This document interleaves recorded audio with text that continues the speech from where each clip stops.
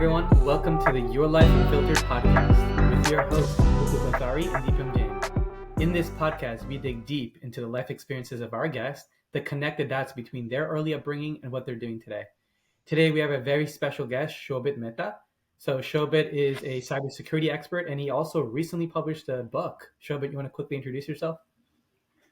Deepam, Ketul, thank you so much for having me on your podcast. I've been following your podcast for such a long time, and finally my day has come. So happy to be here. My name is Shobhit. I am the Director of Security and Compliance for Headspace, which is a mental health company in San Francisco.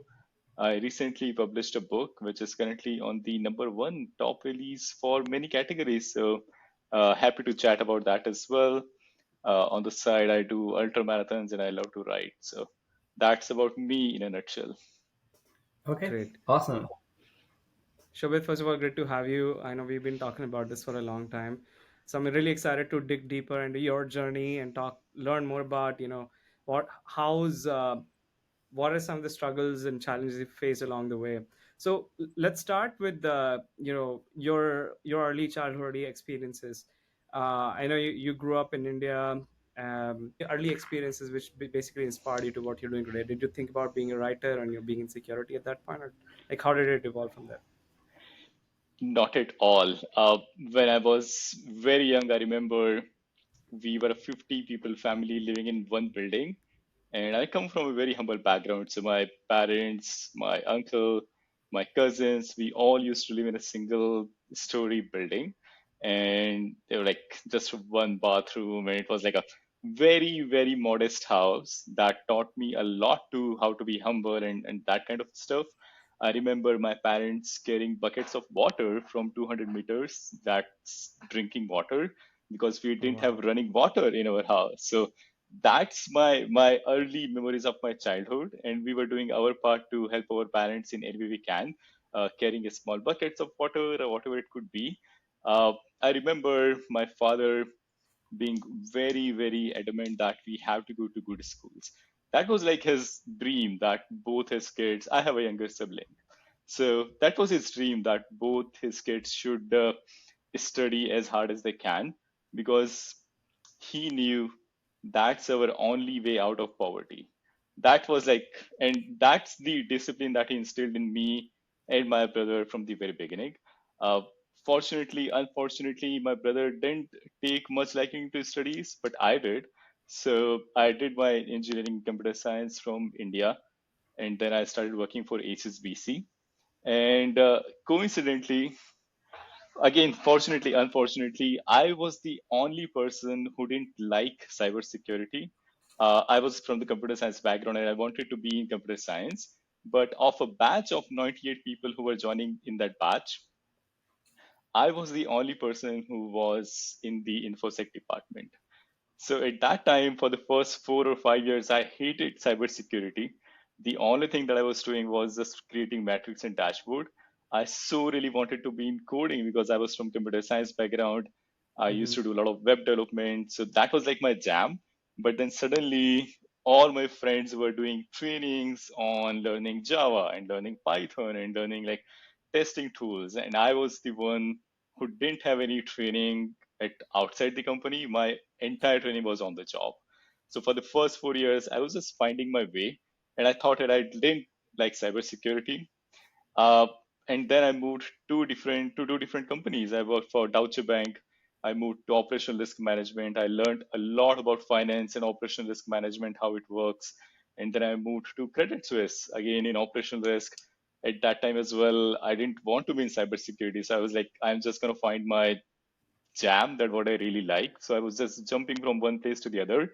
And at the end of 2016, my then girlfriend, now wife Dimple, she was working in the UK, and then she was like, I really want you to study more. And then she asked me to, I had my GRE and TOEFL, but she was the one who really instilled in me the sense of learning more and going to the US and studying cybersecurity.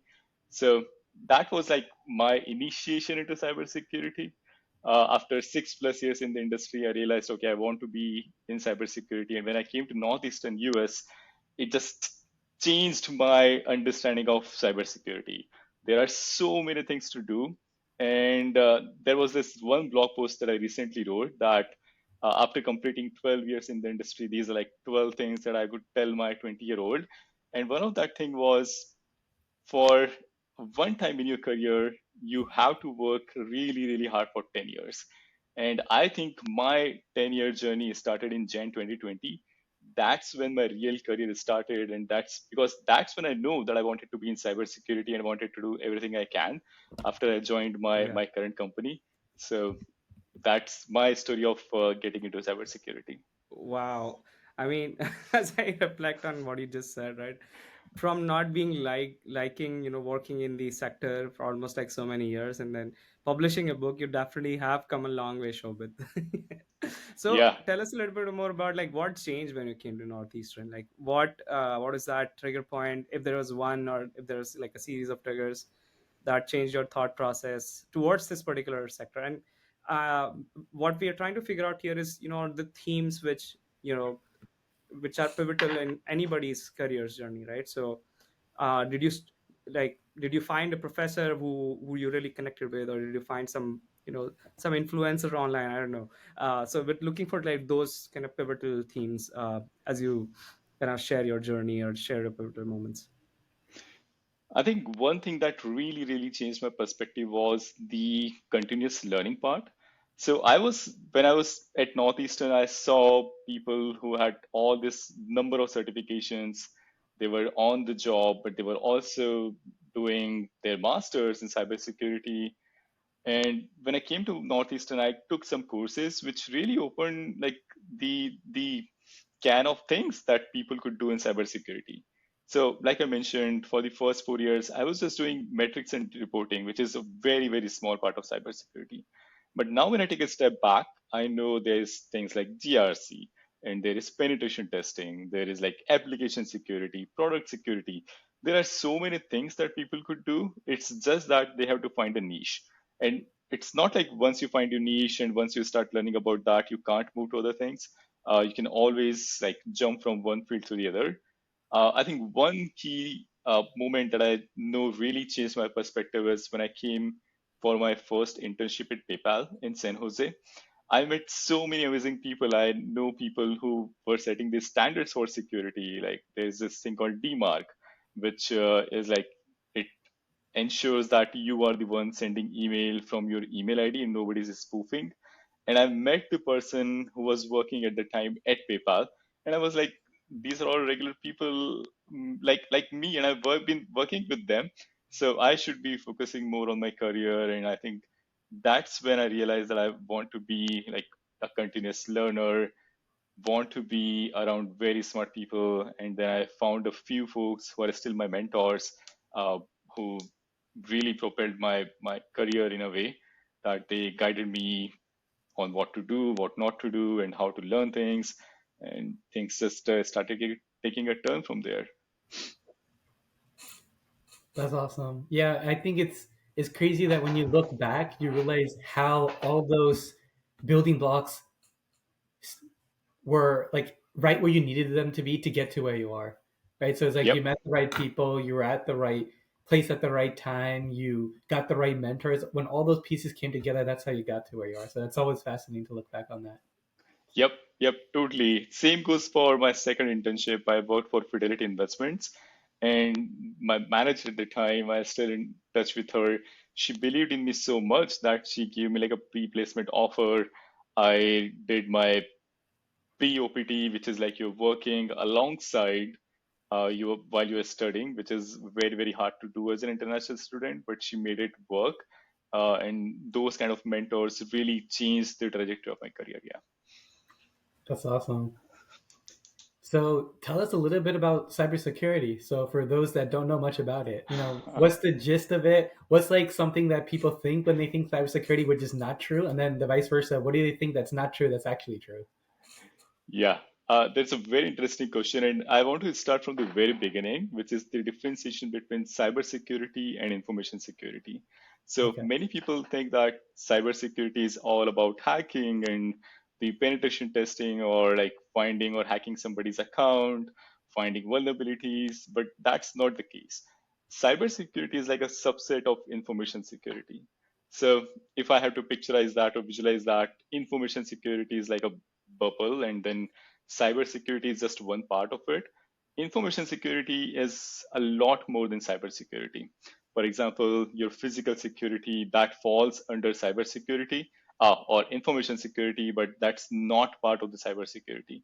Your policies and standards, that's not typically considered as part of cybersecurity, but that's part of your information security. And the way I look at it, Ketul, is like there are two major streams of cybersecurity. The first one is governance, risk, and compliance, which is something that I work in. And the second one is more technical, which is people hacking into systems, they're stealing secrets and whatnot. And GRC is like you are ensuring that you are having policy and standards for your company that everybody is aware of. You are training your teams so that they are aware of the policy and standards in your company. You are complying with the upcoming standards and regulations such as GDPR and CCPA.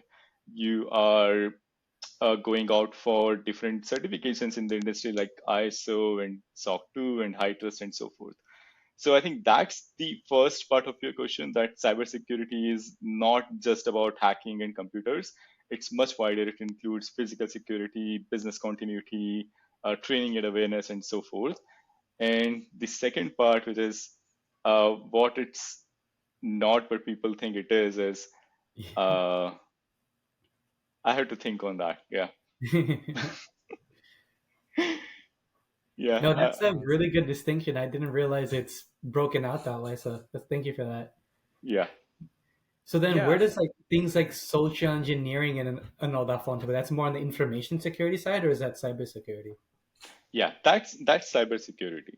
Oh, it is. Okay, got it. Yeah, that's part of cybersecurity. So anything related to your computers, you could say that's related to cybersecurity. But information security is like your physical security, your social engineering. So engineering could be done in two ways. Either you are sending somebody a phishing email and you're trying to social engineer, or you're trying to social engineer somebody to just get into the bar. And that's like part of security, but not cybersecurity. That's more on the information security or physical security.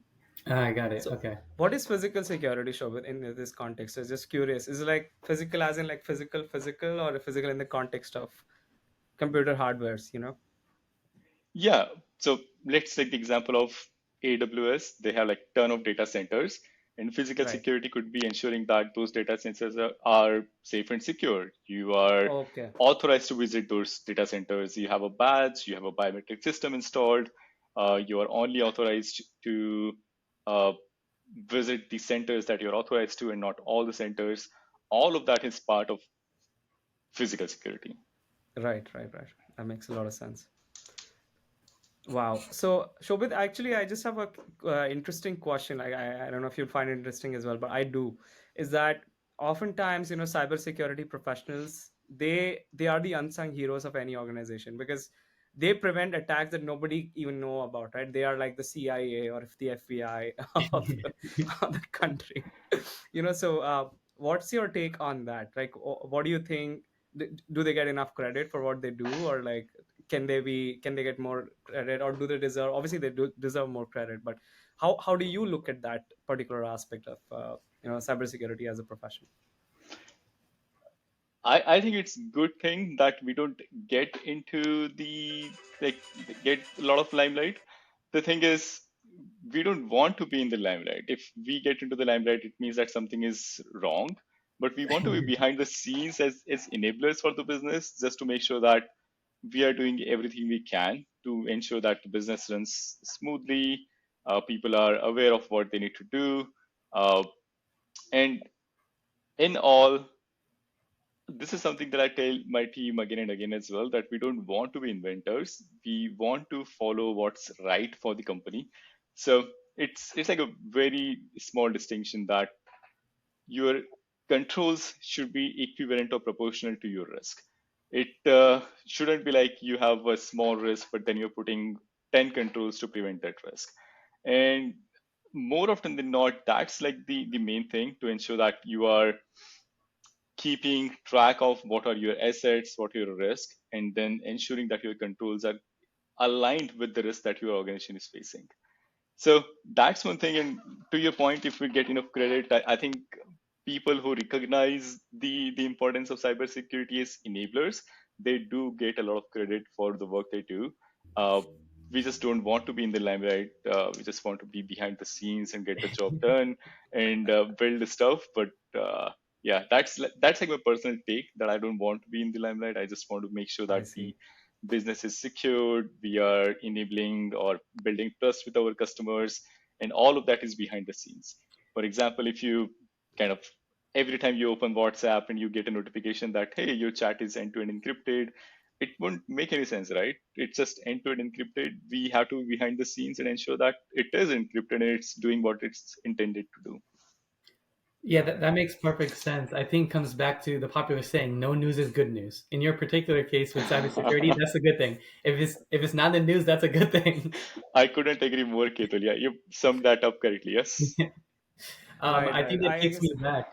That takes me Mhm. back like 5 or 6 years ago when it was the exact opposite. Like there was headlines of like companies having data breaches like every week. Like what was it? Target. It was Target. LinkedIn had a data breach. Like there was all these companies. So that's the time you didn't want to be. Now it's perfect because you're not hearing that so often anymore. Yeah, Yep. and the worst one was that the largest company which keeps the credit scores of a significant chunk of population in the country. I think they also had a data breach. Forget I it. think it was Equifax. Equifax. Yeah, Equifax, yes. Equifax, yes. That was the biggest one, right? So I guess people find out about it pretty late. Like it's later than usual, and you're already oh, you implemented. know what's actually crazy? You know how there was the LinkedIn breach a handful of years ago, right? So after that, scammers got very, very intelligent because what they started doing, they started scaring people, saying that your system's compromised, and say this is one of your account passwords. And so for some people, like the reason I figured out is because I have like a way to quickly identify what account, because every password that I have is different for every account, right? And so I Sure. quickly identified based on the password they shared that is for LinkedIn, but I connected the dots that they collected this information from LinkedIn breach, and then they basically went out and tried scamming people, saying that unless you pay me this amount, I'm gonna release compromising information to all these people in your contacts and all that. So yeah, it's crazy that just basically emphasizes how important cybersecurity actually is. Because can you imagine like Yeah. how many people probably fell for that scam because they Oh got yeah, Oh, so I'm sure. afraid? yeah. Social engineers and scammers are they're getting so intelligent right now. Uh, there was this recent scam where they're trying to impersonate the voice of the CEO. So all this generative AI technologies, what they're doing is they are enabling scammers as much as they're enabling all the good guys as well. So I'm reading this article that people who used to scam, now they, if you're a public person and you have your voice over the internet, they are able to take your voice and then they will call you from some unknown number with the voice of your CEO, and they will ask you to do something that, hey, I'm in a conference room, can you buy this for me or can you send me this important information? And given that you don't really know the voice of your CEO or phone, or you may have heard him on the phone, you will think that it's the CEO and you will pass that information over. So, Oh my god, that's crazy. It is yeah, crazy. And I was just listening to this podcast. So they talk about like, oh, how people get scammed all the time, and what is the different scams that have come up. So they were talking about one of these scams where a person actually figured out that there's this guy who's gonna go to the office, and when he went to the office, somebody like impersonated as a kidnapper, and he called him and said, hey, I have kidnapped your daughter and something, and it was just really threatening for him. And they didn't let him off the phone, and then kept on asking to transfer money, while at the same time like the daughters were safe, like they were at home. So it's gone to the next level, obviously, that he lost like a ton of money because of wow. this impersonation. This is a real story that's happened like not too long ago. These stories are becoming more and more frequent. So I guess my question to you, Shobit, is that like, without going into too much detail, what are some of the strategies that the cybersecurity industry is kind of developing to counter these type of scams and these type of practices, which may, you know, inhibit people like from trusting information on the internet?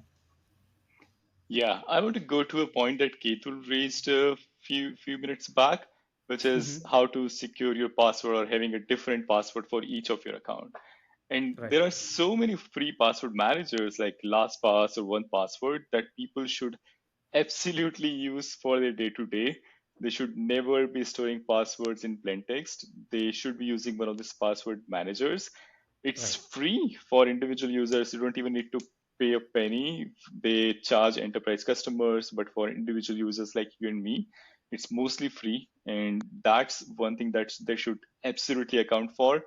I would also highly encourage every one of your listeners to do some kind of training in social engineering, that how to identify emails which are spoofed. For example, the spelling mistakes will always be wrong, or they will always be spelling mistakes, and that's intentional because they want to lure people who are not very aware.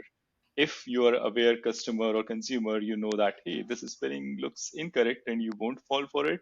But they want people who are gullible, and they will be like panicked that hey, I received this email from IRS or BOFA or DHS, like, and I have to respond to that. So they should be absolutely aware of like do like a 10-minute training on social engineering or identifying fake emails on YouTube.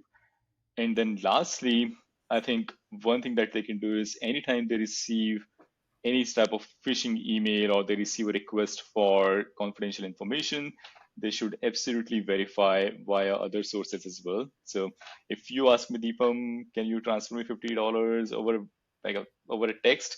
Then I should definitely call you and check with you that, hey, Deepam, do you really need the money, or is there somebody else impersonating you?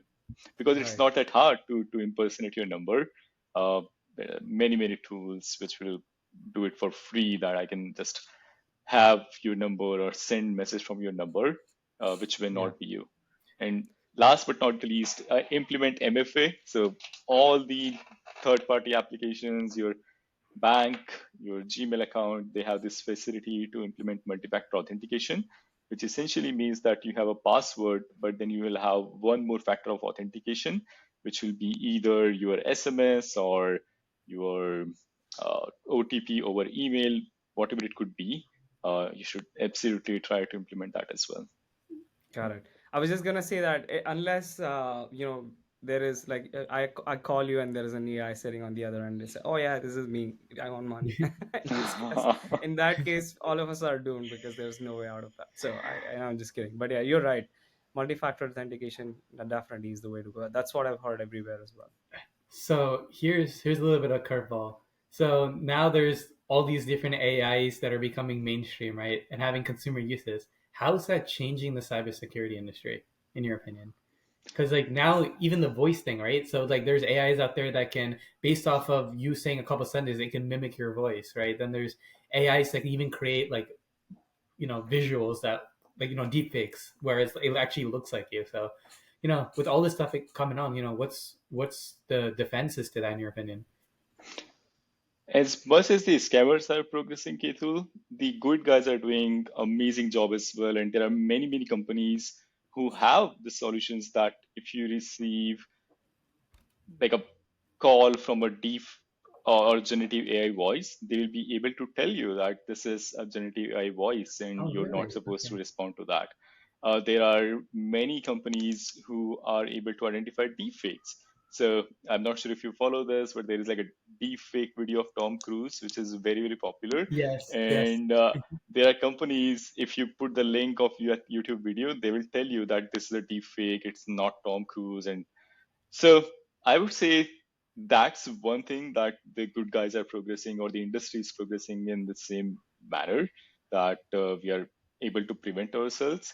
Uh, the second thing is always awareness. Like I mentioned, it's time to be more candid about this. That you, as a, if you use internet and you use computer, there is no way around, but you have to be more aware. Uh, your company or your colleagues can only help you until a certain point, but after that, you have to be responsible for bringing your own awareness and making sure that you know what you're getting into. That's very important, and I think for that, you have to be like a knowledgeable or informed user. Otherwise, there is Correct. no other way around it than getting duped. Yeah. Got it. Makes a lot of sense. Um, so Shobit, I want to pivot a little bit. I just want to talk about your most recent venture. I've been talking about this with you for a long time, that you were writing a book for the last year, where because you've missed so many of opportunities to hang out, right? And I used to be really pissed, but also like I used to understand, okay, he needs this time for himself. So, but finally the book is out. First of all, how are you feeling about that? And second of all, what is the book about? And what have you covered in that, and where can the people find I'm feeling very, very relieved. that?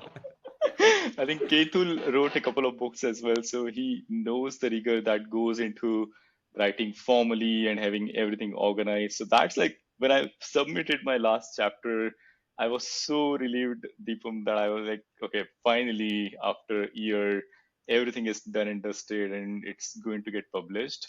Otherwise, there are many, many times you feel so despair that I'm not making any progress, and you have like couple of other things coming up in your day life or personal life, and you just feel sidetracked. So that was my first thing that I just felt a sigh of relief that now I can spend all my time hanging out with you and other folks. So that was the first thing. Secondly, Awesome. the book's title is Cybersecurity, GRC, and a Primer to IT Risk Management. Oh, So, okay. like we spoke about in the beginning of the call as well, cybersecurity is like a bunch of verticals, and this book is oriented towards a dedicated field called GRC and IT risk management.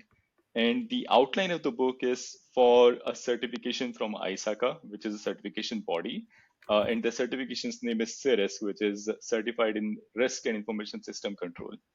So the book is based on the outline of that certification, but it's from a lens of a GRC professional who has been in the industry with a ton of real life examples. And for every concept, I had like an example or a case study that this is how I dealt with the situation in my career.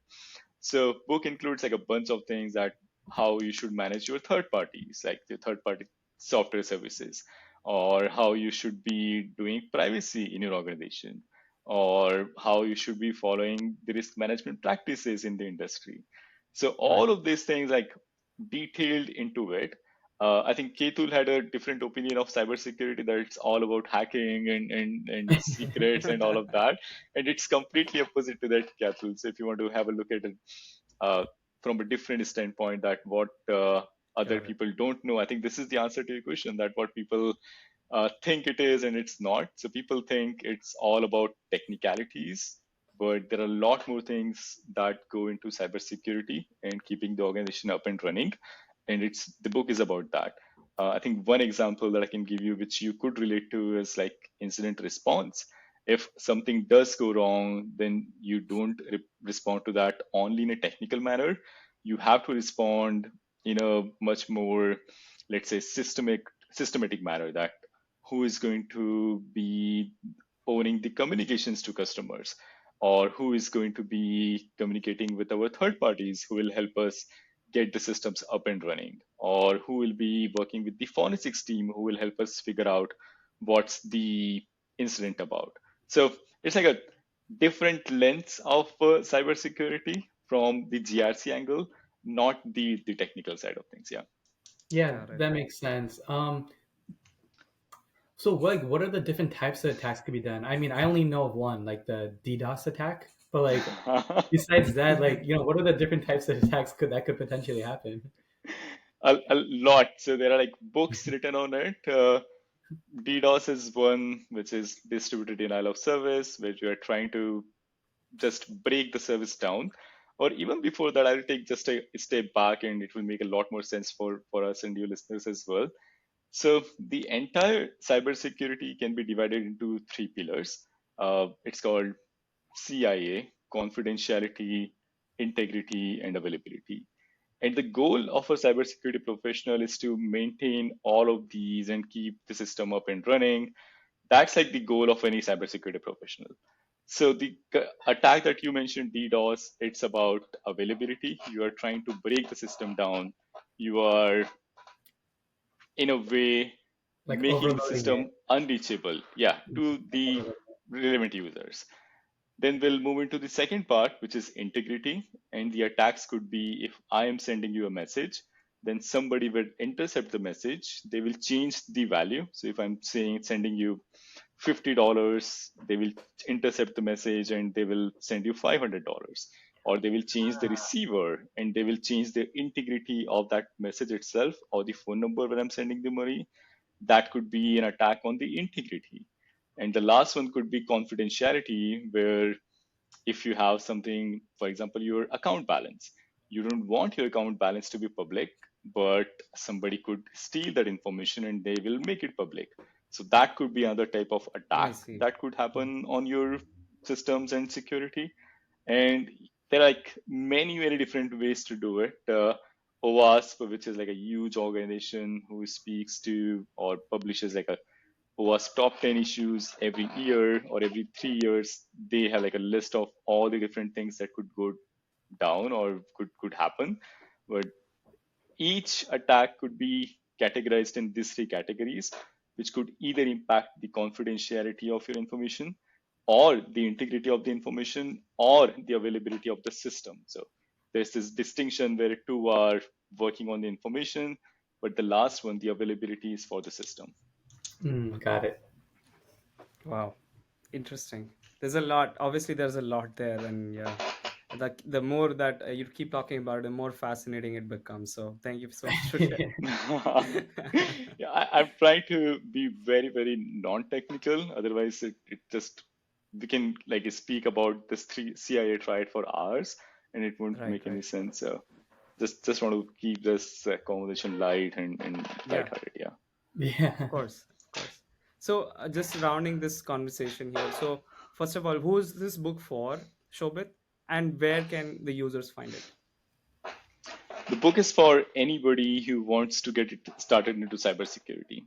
So the Okay. first chapter of my book, Deepam, it's not about certification.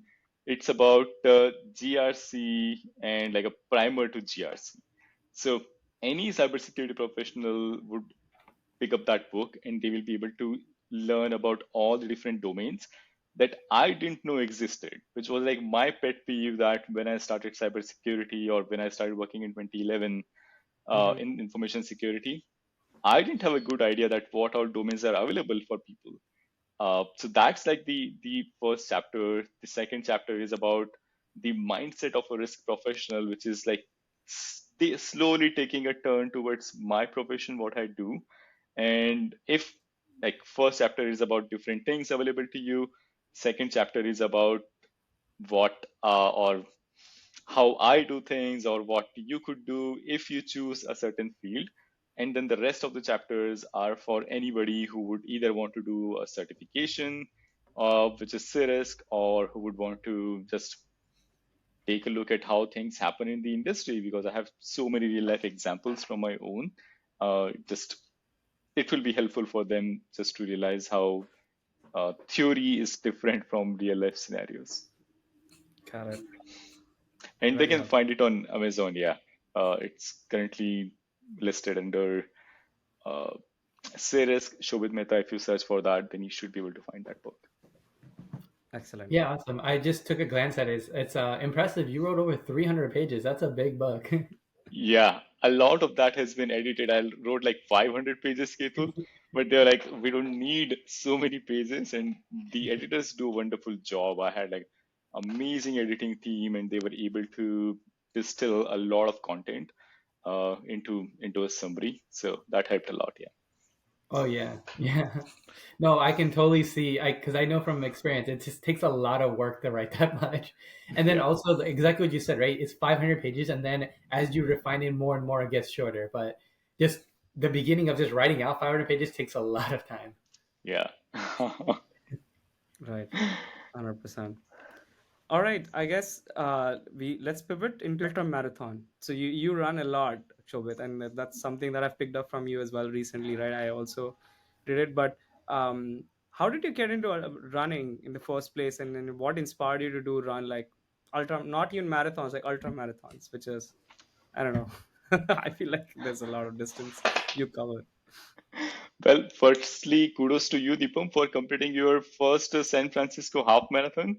It Yeah, yeah. takes a lot of guts. It takes a lot of guts. I remember when I did my first marathons in San Francisco, the hills and the incline, it's very different from other cities. So Right, right. first and foremost, kudos to you. Thank you. I picked up running in 2020 when all the gyms were closed, Oh, I and see. Mhm. there was nothing else to do. So I used to go to the gym on a regular basis, and there was this time when my wife, she was in the UK. I had a lot of free time, and I was like, "What do I do?" So I started running in San Jose, and at that time I used to live in San Jose, so it was super hot. I didn't enjoy it that much, but when I moved to San Francisco and I started running on the Embarcadero, it just feels different that you're starting to run Yeah, from Market and Embarcadero and going to Christie Field, Fisherman's Wharf. So that's yeah. like I started running, and then when my wife moved here, she challenged me to do like a marathon. So I was like, okay, she was doing the half marathon. I did the marathon, but then I was like, okay, I need to up my game. And I Wow. enrolled for ultramarathon, which is 50 kilometers. So not a lot of difference. Marathon Hmm. is 42 kilometers, ultramarathons is 50 kilometers. And I did my first ultramarathon on the trails. And I'm not sure if Ketul or Deepam, you had a chance to run on any trails, but it's so serene when you run on a trail. You just are in the nature. You don't think about anything. You don't need any music. The birds are chirping there for you and supporting you on your run. So it's Wow. very different. And I just got hooked. And from where I live, there is this mountain called Mount Sutro, which is like 2 miles from here. And I just started going there and running on the trails, which just made me feel so good about myself. And I started getting fitter, and I started getting more flexible, and my workouts got better. So I did that, and then I got hooked. When I completed my first mountain ultra marathon, I thought I'm never going to do it again. But then it just, I tell this to everybody that trails call you back. And that's how it I works, see. that once you do an ultra marathon on the trails, there is no going back. You just feel that you have to be there in that atmosphere, feel that runner's high again, and just be in the trails. So this year, again, I'm doing two ultra marathons. First one is coming up in less than 10 days on September 16th, which is again 50K. And then the second one is on September 30th, which is my first ever 50 miles. So I'm super excited for that. Whoa, that is 50 Yeah. miles. That's like Whoa. four half marathons. Oh my God. That's like double marathon almost. You know? Yep. Wow, that's huge. I think that's like running from San Jose to San Francisco. What is that? How many miles is that? That's Yeah. what I was telling him the other day. You know, yeah, that's like doing this. Oh my God. Wow. But other thing that I realized, Deepam, and I think this is something that you realize when you are running or you have a lot of mindfulness, is that, and all my childhood I never did anything like this. I mean, I was never into sports. I was never into music. That, I mean, I envy you that you are such a wonderful singer and musician. I was never into music. The only thing that I focused was on studies, and that's because I knew that's my only path forward into a good life. So I missed Mhm. on all these other opportunities to do extracurriculars, and now I think it's I take this as a privilege that me living in San Francisco, having all these resources, having all this time to do things that I always aspired to do, but didn't have the resources to do. So I just tried to push myself forward in all of these things. And the other thing that I realized is the discipline that I built in ultra marathons, it's like transferable. So once you know that your training plan and you're following the training plan according to your regimen and you are tracking the progress, the discipline that you build in running an ultra marathon, you can transfer that to different skills. For example, I can focus better on writing a book, or I can focus on my work. I can be more efficient. So discipline is like a transferable skill. It's not like you get disciplined once and that's only for that skill. You can always transfer that skill to other skills as well and learn new things. So that's my motivation for doing ultramarathons. That's Yeah, absolutely and fascinating. I think the other piece of it, besides the discipline, is probably endurance, right? So as you build up more endurance, I think that's also transferable because I think like basically you have more energy to be able to do more things from a physical sense because of the physical endurance. But then, I mean, you can say I'm incorrect, but I think it probably transfers a little bit to mental endurance too because part of running ultra marathons is partially a mental battle as well, right? You have to like push through the pain and all Absolutely. that. Yeah, I mean, your body gives up at 20 miles. I'm not sure if are you are into science of ultramarathons or running, but your body depletes all the glycogen at 20 mile, and the technical term for that is the wall. And after that, it's just your mind who is pushing you forward. So completely agree with you, Ketul, that 20 miles is like the limit of the body, and then you have to run with your mind. You have to train your mind to get over it and put or take the energy from your reservoirs, so you don't, even if your legs are not helping you, you are still working or you're still running because you have that energy in your mind and your mental endurance that I did this in the past, I trained for this, I got this, so I don't need to worry about that. And that's like the main piece of ultra marathons, that it's not just about physical activities. The endurance that you build is definitely transferable to other skills as well. Yeah, yeah, I think you're right. I think it's both, right? The discipline and endurance, and that's like a very useful combination, right? Because it can apply to, like you were saying earlier, to anything. So Yep. yeah. Correct. So Shobit, obviously writing a book, running an ultra marathon, obviously not easy things. Takes a lot of discipline, as you just said, but also it takes a lot of motivation, inspiration, right? So what advice do you have for other folks who are embarking on their journey in the creative or even in fitness and in sports, anywhere? Like I know that the same principles apply to all the other things as well. So what advice do you have for somebody who's just getting started and would just want to be where you are or even beyond? I love the quote from Mike Tyson on this one. I'm not sure if you guys follow or listen to his podcast, but he had this quote, Deepam, that discipline is doing something that you don't want to do, but do it like you love it. So that's like my advice, that the first time you will run 5K, your body will hate you. It will hate you for running, because as humans, we want to seek comfort, and you won't have the intrinsic motivation to run 5K. I mean, in today's time, you can call any single thing that you want to your house, and you don't have to run 5K. There is no way to do it. And when we talk about motivation, I really hate that word. The motivation is like so overrated. We feel that motivation is like Hmm. short-term burst of dopamine. That you will see a video of David Goggins, or you will see a video of Rich Roll, or uh, other folks who are just running day in day out, and you feel so motivated, but that's very short lived.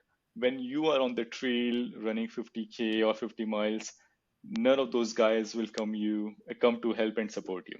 So I Right. think this is like a muscle that you have to build on your own.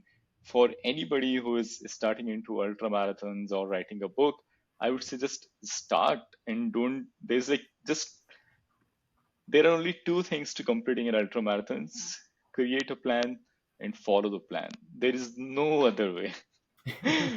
Yeah, I mean, it's not that hard, Deepam. I think we spoke about Mhm. this so many times. It feels Right. like 50K is a lot, but it's not. It's just like putting one foot in front of the other. And people around the world are doing like 100K or 100 miles. So it's not something that humans haven't done before, or people around you haven't done. And it's definitely achievable. It's just that you create your plan, follow the plan, don't miss your workouts, and should be all good. And the first rule is don't get injured. That's like the only thing that I would recommend. Yeah. Whatever you do, just don't get injured. It's not fun, and I've been there. It's the worst thing you could do while you're preparing for any run or anything. Got it. Yeah, I really like what you said. I think the problem for a lot of people is that because it sounds like a really difficult thing, they almost view it as something that is not possible because it's so like in their minds like so difficult, so complex. But I think you summed it up very well, where it's you take that complex problem and you break it down to simple steps, right? And the simple step is, like you were saying before, one step at a time, right? You just have a plan and execute it. That's two simple steps. Yeah. Because I think take a really complex thing and just make it as simple as possible. Simple as possible is make a plan and stick to it. I've seen people, Ketul, who are like who complicate so many things that I have to change my shoes every 6 months, that I have to have this gear, and I have to have this bag for my hydration, and I can't do this, I can't do the hill running, and so forth. But it's all made up reasons in our mind. You don't need to change your shoes. I'm still running in the same shoes that I had like 2 years back, and it didn't affect me. It's just the marketing folks or people you see on YouTube who are promoting Salomon or Hoka. They are telling you to change your shoes, but you don't need to do that unless you really feel the need to do so. But people overcomplicate things, which is not right. And that's something that I learned. I spent a lot of time complicating things on my own, that I have to have this plan and I have to have the supplements and what will happen to my knee joints and so forth. But none of that matters. It's just that you have to just believe in yourself and set a goal which seems scary. I think that's something that I really want to do. For example, 50 mile, when I signed up for that, I was like, I would never be able to do that. But that's, if you're not putting outside yourself outside your comfort zone, then what are you doing? So that like was like my inspiration. I was like, I would try to do 50 mile, and then I trust my training that there is no way I won't do 50 mile. I'll overtrain. I never miss my workout, and I'm super confident that there is no way I will not complete my 50 mile. Yeah. That's absolutely Okay. That awesome. actually reminds me of a quote. It's everything seems impossible until it's possible. Yeah. Right, right. Yeah, maybe ultramarathon is so close to my heart. So I'll just say anybody who's listening that the first thing that you need to do is to sign up for a marathon or ultramarathon, and then things will start falling in place. Just like for Deepam, he's signed up for 21K and he did it in a week's preparation. So it's possible, and I think the only thing I would say is just start, and things will start falling in place. Perfect. Awesome. Great advice, Shobhit. Yeah, I hope people who are listening definitely get inspired by your journey, by your story, and hopefully they sign up for whatever they're interested in and just feel scared of at this point. So, all right. So I guess we are ready to move into the next segment of our discussion here, which is called rapid fire. So as the name suggests, first thing that comes to mind, all easy questions. I'll start with the first one here. Tea or coffee? Coffee, All right. Mountains or beaches? mountains, Morning person or night owl? morning. Okay. How early are we talking? 5 a.m. every single day. Oh wait, so 5 a.m. like for a jog or a run? Yeah, I start my day at 5 and 5:30. I'm out of the house or in the gym for my workouts. Okay, yeah, I was actually gonna guess for a run because probably like training for a marathon or something. If the plan includes a run, then it's a run. If it includes like a strength or HIIT, then in the gym. Yeah. Got it.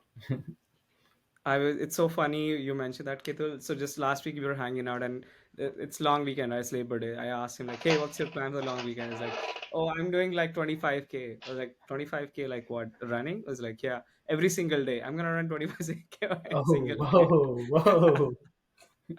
So yeah, so that's Shobhit Mehta for you. But So wait, uh, actually, sure, but I have a question based off of that. Is you've got to be working up an appetite, burning like that many calories. So what's like your diet look like just leading up to a marathon? Yeah, again, people overcomplicate things, Ketul. So what I try to do is not to eat junk. That's like my thing. That I eat anything I want, but I don't eat sugar. I don't eat chips like potato chips and anything which is processed. but I don't overcomplicate things. I First thing in the morning, I take my protein shake. Then I eat like a regular Indian meal. I'm a vegetarian, so I don't eat any meat. But there is nothing that I don't eat. If I have to go to a friend's house and they are like, oh, I won't eat that because it has a lot of calories. I don't follow any of that. I try to count my calories, but it's hard when you are traveling to different people's house. So I, again, don't try to overcomplicate things. Just try to make sure that I don't uh, eat processed food or sugar, and that's where I stop. And no cold Oh, drinks, of course. Yeah. okay. Got it. Awesome. So speaking of that, what's your favorite comfort food? Pasta. Okay. All right. All right. Yeah. Good What's your carbs. okay? Right, right. And I guess the dosa that Dimple makes, I that was my one of my favorites as well. Yeah, but it's a lot of butter and potato, so Oh a lot yeah, of carbs which are not healthy. So pasta is better. It keeps you full for a longer time because of right, its composition. So right, right. Agreed. Okay. What's your favorite virtue in others? discipline. Okay. Okay. Interesting. What's your biggest pet peeve? People overcomplicating things without a reason and following others, like just looking at the internet and thinking everything is like reality. It's not. And I'm guilty of that as well when I look at some videos, but that's like my pet peeve, that we try to make wrong heroes while we should be the hero of our movies, right? Like always think that camera is following you and do the right things, that you are the hero of your movie. I like that. Wow. Interesting. That's amazing. Okay. What's your secret superpower?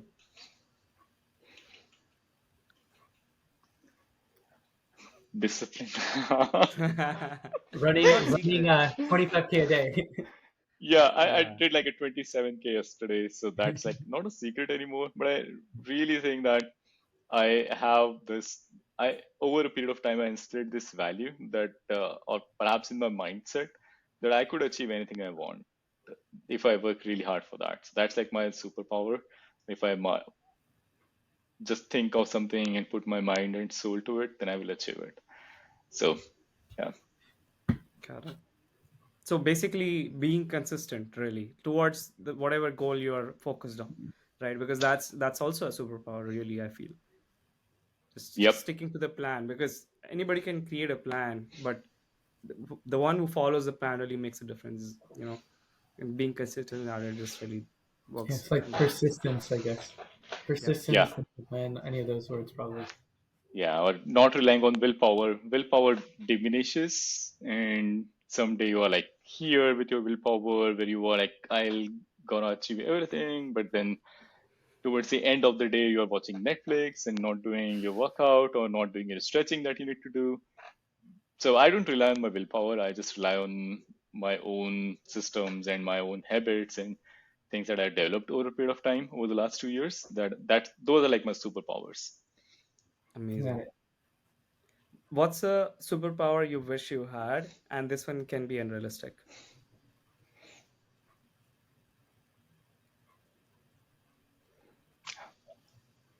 Running faster? I don't know.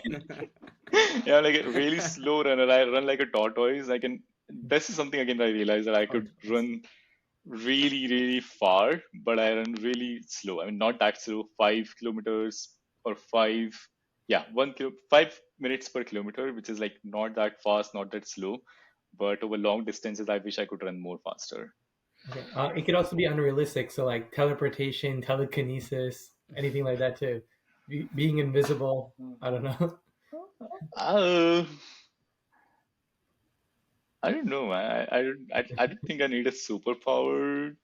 Yeah, I am very happy where I am and what I achieved. So yeah, Okay, That's so amazing. ability to run even faster. All right, cool. yeah, Yeah. no big So, demands from the universe. so Shobhit, you've obviously done really well with the book and the ultra marathon. But just curious, what's next for you? I've been thinking about this for a long time, Deepam, and this is something that I realized when I was doing my own analysis of what I want to do. And I came up with this quote that in my life, I want to be like a jack of all and master of three. So there are three skills that I want to be master of. First one that will keep my mind sharp. That could be cybersecurity and privacy, which will pay the bills. The second one is which will keep my body sharp. So it will be HIIT and running. And third Hmm. one is I'm still figuring out, but I think that's going to be music. So I'll reach out to you. Oh, Oh, really? Okay.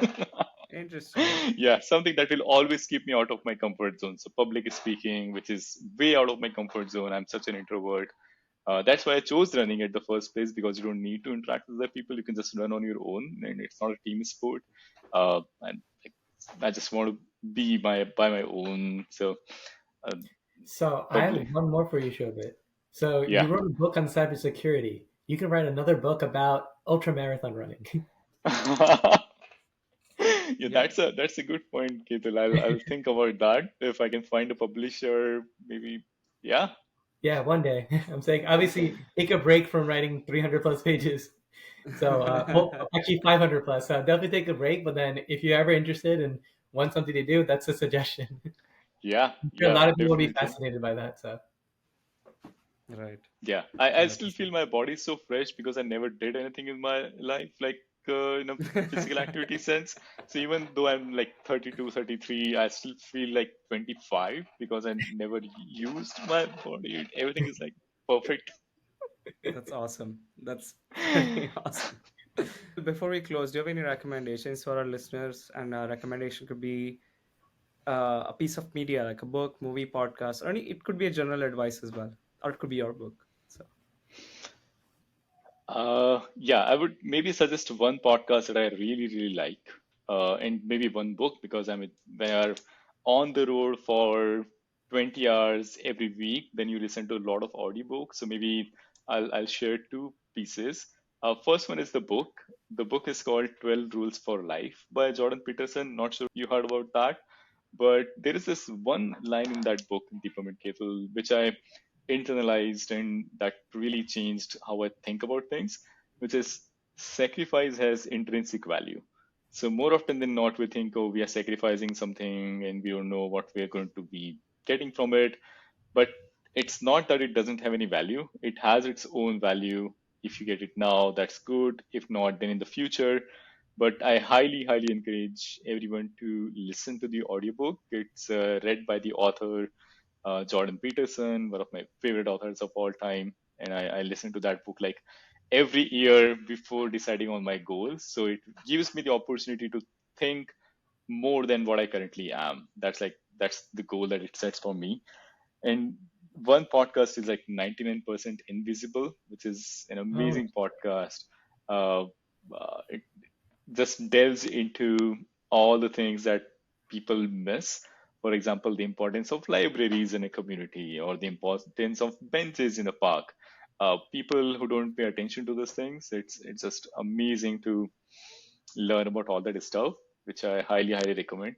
And maybe one thing that I won't recommend is to look at a lot of videos from David Goggins and Joe Rogan and other folks. It's like it shows you a very simplistic view of how they operate, which is not true. There are so many people behind the scenes working with them as a team. David Goggins perhaps has like a team of 10 people taking care of his health and so forth. And people try to emulate that, which is impossible. So that's like my advice from practical experience. okay, fantastic. Awesome. Well, Shabbat, it was an absolute pleasure talking to you about all these different topics. Again, congratulations on your book. I know it just launched, so if there's anything we can do to help push it to more people, let us know. Again, pleasure to have you on, and thank you all for listening. Thanks, everybody.